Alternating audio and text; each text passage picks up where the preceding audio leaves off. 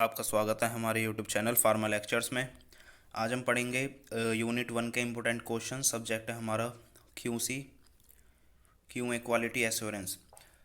Unit 1 के कुछ important questions देख लेते हैं। सबसे पहले है difference between quality assurance and quality control. First part ये है। सेकंड पार्ट है define GMP, good manufacturing practices. Question 2 में भी दो पार्ट्स हैं। पहला डिफाइन टीक्यूएम और दूसरा है right a short note on TQM. Question 3 में भी दो तीन पार्ट्स हैं। क्वेश्चन 3 में तो define ICH, International Council for Harmonisation. Second part है एनलिस्ट पार्टिसिपेंट्स ऑफ आईसीएच और थर्ड पार्ट है explain about ICH guidelines. Question 4 में दो पार्ट्स हैं। Define QBD, quality by design और note on QBD. Question 5 write a note on ISO 9000, define ISO 1400, ये 14000 होगा यहाँ पे। Explain ISO certification procedure and its advantages. Question 6 है डिफाइन एनएबीएल एक्रेडिएशन प्रोसीजर। फिर आंसर्स देख लेते हैं। क्वेश्चन 1 जिसमें सबसे पहले डेफिनेशन पूछी थी क्वालिटी की। जो क्वालिटी होती है वो एक ऐसा पैरामीटर है, जो ये बताता है कि हमारा प्रोडक्ट सुपीरियर क्वालिटी का है या इन्फीरियर क्वालिटी का है, मतलब क्वालिटी उसकी अच्छी है या बुरी है। क्वालिटी जो होती है वो दो टाइप्स हमारे इसमें दो फील्ड्स होते हैं जो मैनेज करते हैं क्वालिटी की। जो क्वालिटी है हमारे प्रोडक्ट की वो कैसे स्टैंडर्ड क्वालिटी की हो, इसमें क्वालिटी कंट्रोल का रोल होता है और एक क्वालिटी एश्योरेंस का रोल होता है। जो क्वालिटी कंट्रोल होता है उसका मेन फंक्शन ये होता है कि जो हमारा कोई भी प्रोडक्ट बना है उसके अंदर कोई भी डिफेक्ट ना आए। अगर उसमें कोई डिफेक्ट आ जाता है उसके प्रिपरेशन करते वक्त, तो उस डिफेक्ट को आइडेंटिफाई करना कि वो कौन से स्टेप में डिफेक्ट आया है हमारी प्रिपरेशन में, और उसे हम कैसे करेक्ट कर सकते हैं, उसका करेक्शन। फिर आता है क्वालिटी एश्योरेंस। क्वालिटी एश्योरेंस का काम सिंपल होता है। उनका ये काम है कि कोई भी जो भी हम स्टेप्स फॉलो कर रहे हैं किसी भी प्रिपरेशन को बनाते वक्त, वो सारे स्टैंडर्ड जो भी हमारे प्रोसीजर हैं उन्हें फॉलो होना चाहिए, और जो हमारा प्रोडक्ट है वो एक स्टैंडर्ड क्वालिटी का हो। जो क्वालिटी कंट्रोल होता है वो एक करेक्टिव टूल है। यहाँ पे हम डिफेक्ट आइडेंटिफाई करके उसे करेक्ट करते हैं। और जो क्यूए है क्वालिटी एश्योरेंस, वो एक मैनेजरियल टूल है। क्वालिटी कंट्रोल का एम होता है आइडेंटिफाई और करेक्ट करना हमारे डिफेक्ट को, और क्वालिटी एश्योरेंस का एम होता है डिफेक्ट को प्रिवेंट करना, उसके पूरे स्टेप्स पे और प्रोसेस पे उन्हें फॉलो करके राइट डायरेक्शन में। जो क्वालिटी कंट्रोल होता है उसमें जो पूरी टीम होती है वो उसके लिए रिस्पॉन्सिबल होती है, और क्वालिटी एश्योरेंस में पूरी टीम रिस्पॉन्सिबल होती है, और क्वालिटी कंट्रोल में एक स्पेसिफिक टीम होती है, वो रिस्पॉन्सिबल होते हैं अगर कोई डिफेक्ट आए हमारे प्रोडक्ट में। तो एग्जाम्पल होता है क्वालिटी कंट्रोल का वैलिडेशन, और क्वालिटी एश्योरेंस का एग्जाम्पल होता है वेरिफिकेशन। नेक्स्ट है जीएमपी यानी कि good manufacturing practices. Next part है क्वेश्चन नंबर 1 का, जीएमपी गुड मैन्युफैक्चरिंग प्रैक्टिसेस। जो जीएमपी होता है वो एक क्वालिटी एश्योरेंस का ही पार्ट होता है, जो ये इंश्योर करता है कि जो हमारा प्रोडक्ट है उसे प्रोड्यूस किया जाए स्टैंडर्ड क्वालिटी मेजर्स के अकॉर्डिंग। जो जीएमपी होता है उसका मेन काम होता है कि रिस्क को जो हमारा कि जो रिस्क होता है कि जो हमारी प्रिपरेशन है उसकी क्वालिटी कम होने का जो रिस्क होता है उसे मिनिमाइज करने का काम होता है। जीएमपी के अंदर क्या क्या एस्पेक्ट्स आते हैं। पहला है प्रीमिसेस, फिर है cell, stability, sterile products, records, raw material testing, finish product testing, training, personal hygiene और सैनिटेशन।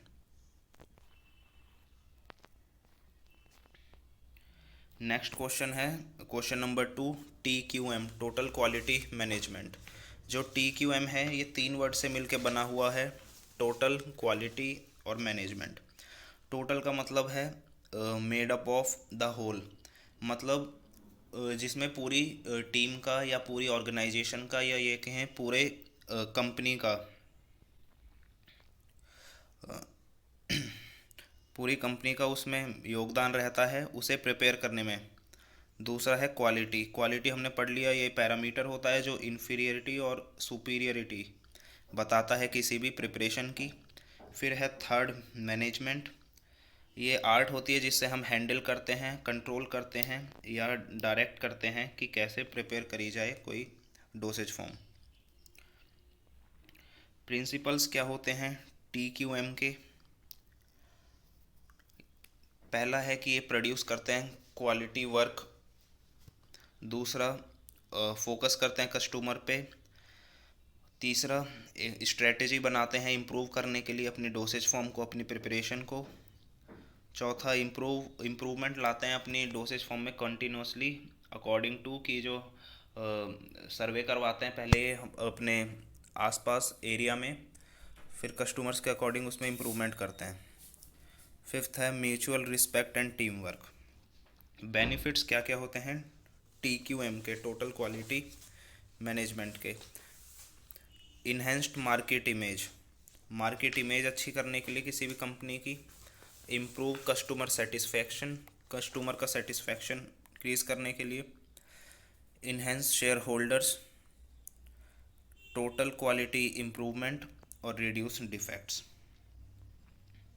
फिर आ जाती हैं फिलॉसफीज ऑफ TQM। पहला है बी कस्टमर फोकस्ड।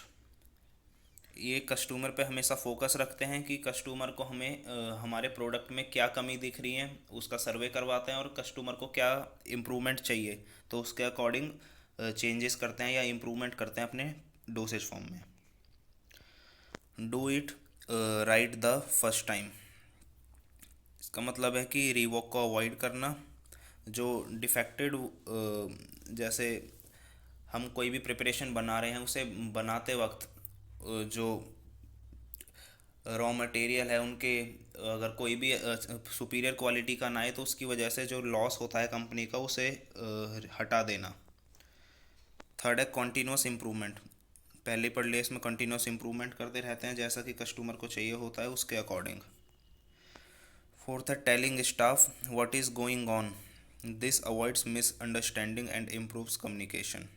मतलब जो सीनियर वहाँ के कंपनी के एम्प्लॉयज़ होते हैं वो स्टाफ के साथ, जो वर्कर्स होते हैं उनके साथ कम्युनिकेट करते रहते हैं कॉन्टीन्यूसली ताकि उन्हें पता रहे, कोई भी मिसअंडरस्टैंडिंग ना हो और टीम वर्क के साथ काम करें। फिफ्थ है एजुकेट एंड ट्रेन पीपल।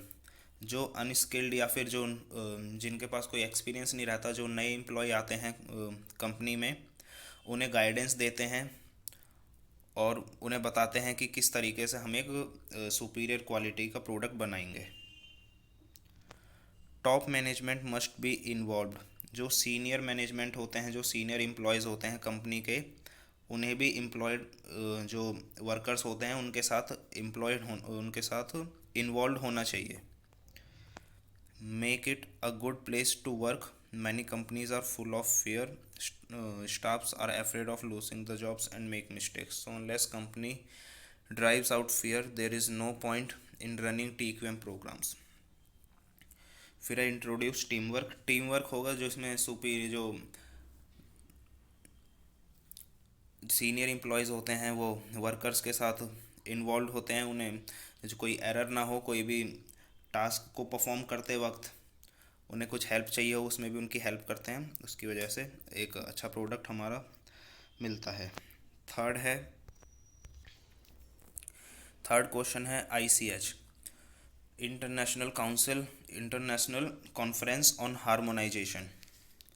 ये एक ऐसी कमेटी होती है जो कुछ गाइडलाइंस देती है इंडस्ट्रीज़ को कि वो कैसे एक क्वालिटी प्रोडक्ट या फिर अच्छी क्वालिटी का कोई प्रोडक्ट वो कैसे प्रिपेयर करें। ICH के अंदर जो रेगुलेटर्स होते हैं वो यूरोप के होते हैं, जापान के होते हैं और USA के होते हैं। जो आपस में डिस्कशन करने के बाद, टेक्निकल डिस्कशन के बाद टेस्टिंग प्रोसीजर्स और उनका इवैल्यूएशन करने का प्रोसीजर, वो सब गाइडलाइंस की फॉर्म में इंडस्ट्रीज़ को प्रोवाइड कराते हैं, जिससे वो क्वालिटी प्रोडक्ट और उसकी सेफ्टी भी अच्छी हो और एफिकेसी भी अच्छी हो उस डोसेज फॉर्म की। एम क्या होता है या फिर ऑब्जेक्टिव क्या होता है आईसीएच गाइडलाइंस का? इम्प्रूव करते हैं एफिकेसी हमारी ड्रग की, प्रिवेंट करते हैं डुप्लीकेशन ऑफ क्लिनिकल ट्रायल्स का डुप्लीकेशन रोकते हैं, पब्लिक हेल्थ को प्रमोट करते हैं। आईसीएच के क्या क्या मेंबर्स होते हैं? आईसीएच पार्टिसिपेंट्स, यूरोपियन यूनियन होता है EU, European Federation of Pharmaceutical Industries and Associations, Ministry of Health, Labour and Welfare, ये जापान से होते हैं, Japan Pharmaceutical Manufacturers Association JPMA, US Food and Drug Administration FDA, Pharmaceutical Research and Manufacturers of America PHRMA. फिर आ जाती हैं ICH guidelines. ICH guidelines में सबसे पहले क्वालिटी गाइडलाइंस आ जाती हैं, जिसे हम QSEM गाइडलाइंस भी बोलते हैं। Q1 जो गाइडलाइन होती है वो स्टेबिलिटी के लिए होती है, Q2 analytical validation, Q3 impurities, Q4 pharmacopoeia, Q5 quality of biotechnological products, Q6 specification, Q7 good manufacturing practices of API active pharmaceutical ingredient, Q8 pharmaceutical development, Q9 quality risk management, Q10 pharmaceutical quality system और Q11 development and manufacturing of drug substance. फिर आ जाती है safety guidelines, S series guidelines भी बोलते हैं जिन्हें।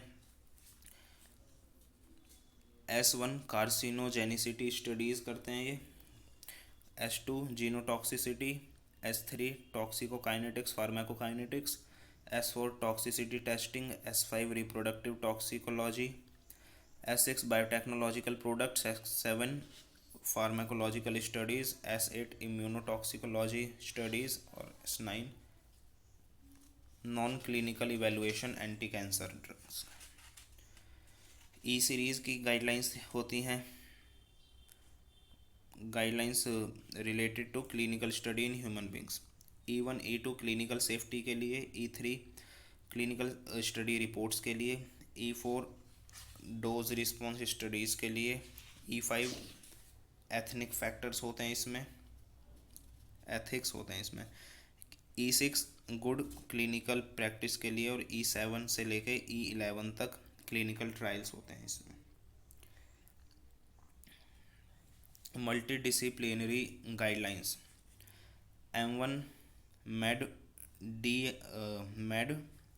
DRA technology terminology, M2 है electronic standards, M3 non clinical safety studies, M4 है CTD कॉमन टेक्निकल डॉक्यूमेंट्स होते हैं इसमें, M5 standards for drug dictionaries और M6 है जीन थेरेपी के लिए।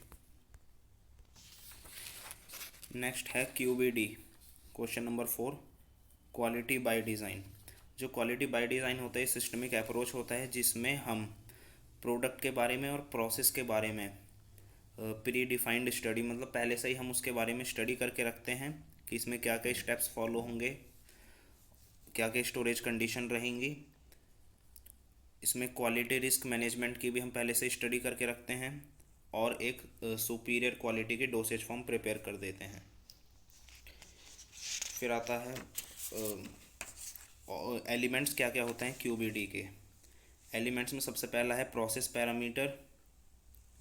ये ऑपरेशनल पैरामीटर होता है किसी भी सिस्टम या फिर यूनिट ऑपरेशन का, जैसे कि फ्लो रेट आता है इसमें, टेम्परेचर, प्रेशर, ये सारे वेरिएबल्स। सेकंड है डिज़ाइन स्पेस। किसी भी फार्मास्यूटिकल कंपनी में जो डिज़ाइन स्पेस होता है प्रिपरेशन के टाइम पे, प्रोडक्शन के टाइम पे, वो बहुत ज़्यादा मैटर करता है। सिंगल यूनिट ऑपरेशन के टाइम पे उसे हम सेपरेटली भी कर सकते हैं, जैसे कि granulation, size reduction, mixing, punching, वो सब हम सेपरेटली कर सकते हैं। पर मल्टी यूनिट ऑपरेशन के टाइम पे सबको सिंगल रो में परफॉर्म करना पड़ता है। सबसे पहले ग्रेनुलेशन कर लो, फिर साइज रिडक्शन करो, फिर ये एक पूरा स्टेप वाइज मैनर में होता है। नेक्स्ट है क्रिटिकल क्वालिटी एट्रीब्यूट, CQA। इसमें जो फिज़िकल, केमिकल, बायोलॉजिकल और जो माइक्रोबायोलॉजिकल प्रॉपर्टीज़ होती हैं वो एक अप्रोप्रिएट रेंज होती है इनकी, उसके बीच में ही रहनी चाहिए अगर हमें एक क्वालिटी प्रोडक्ट बनाना है तो। फिर है QTPP, quality target product profile. ये एक क्वालिटी टारगेट प्रोडक्ट प्रोफाइल, ये एक ऐसी समरी होती है, जैसे हमने कोई प्रिपरेशन बनाई है तो उस प्रिपरेशन की पूरी समरी होगी, जिसके अंदर उसकी डोसेज फॉर्म होगी कि वो सॉलिड, लिक्विड या क्या डोसेज फॉर्म है। उसका रूट लिखा होगा कि इसे ओरली लेना है, पेरेंट्रली लेना है या किस फॉर्म में लेना है। Dissolution time, disintegration time, strength और उसकी बायो अवेलेबिलिटी, ये सारी चीज़ें इस प्रोफाइल में मेंशन्ड होती हैं। फिर आ जाता है क्रिटिकल मटेरियल एट्रीब्यूट, जिसे CMA भी बोलते हैं। इसमें फिज़िकल, केमिकल, बायोलॉजिकल और माइक्रोबायोलॉजिकल प्रॉपर्टीज़ जो हैं हमारे रॉ मटेरियल की, उसे हम मॉनिटर करते हैं कि वो एक एप्रोप्रिएट रेंज के अंदर हैं या नहीं है। अगर उससे ज़्यादा होती हैं या कम होती हैं तो फिर उसमें और टेस्टिंग की जाती है और कैसे उसे करेक्ट किया जाए वो क्वालिटी कंट्रोल करता है। लास्ट क्वेश्चन है ISO, इंटरनेशनल स्टैंडर्ड ऑर्गेनाइजेशन, या फिर इसे इंटरनेशनल ऑर्गेनाइजेशन फॉर स्टैंडर्डाइजेशन भी बोलते हैं।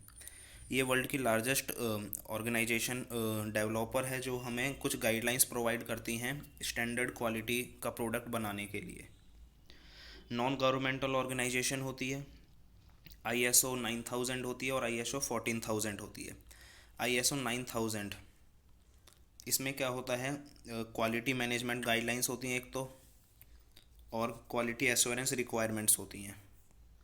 क्या क्या इसमें प्रिंसिपल्स होते हैं, सबसे पहला है कस्टमर फोकस।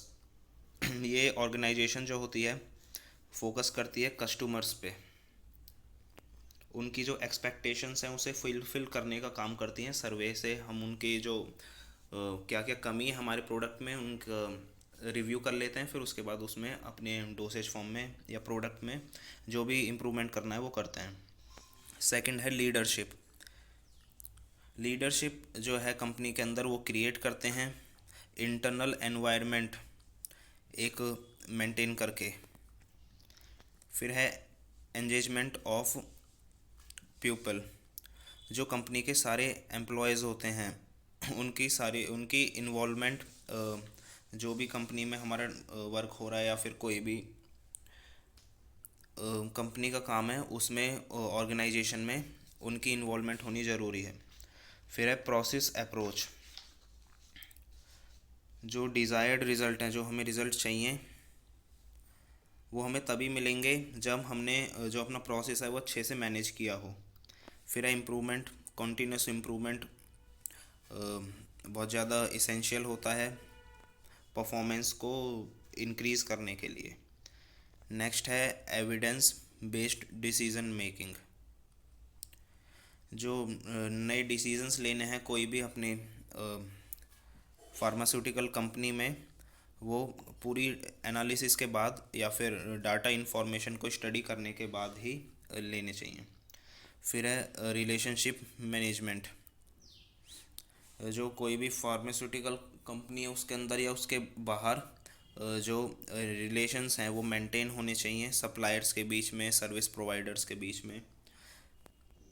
फिर है ISO 14000, ये भी एक स्टैंडर्ड ऑर्गेनाइजेशन है, नॉन गवर्नमेंट ऑर्गेनाइजेशन है, जो हमें कुछ रूल्स और स्टैंडर्ड्स प्रोवाइड कराती है जिससे हम जो इंडस्ट्रियल वेस्ट है और जो इन्वायरमेंटल डैमेज है उसे हम कम कर सकते हैं।